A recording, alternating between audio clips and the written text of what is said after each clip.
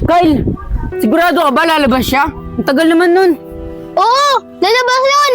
Hintayin mo lang dyan. Manipid ka nga dyan. Di ka mapakali.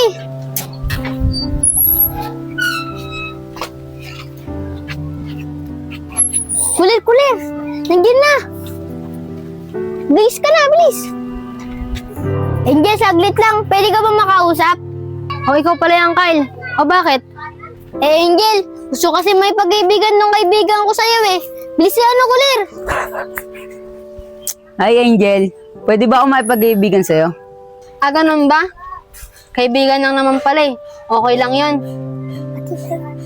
Ate, ang pahit naman yan. Huwag ka maingay. Ako pala si Angel. Ako nga pala si Kuler.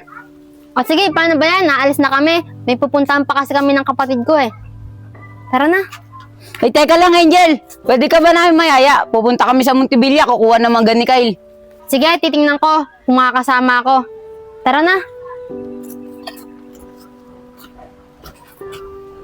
Uy! Tara na! Ano, kilala mo na siya? Oo, kilala ko na. Tara na.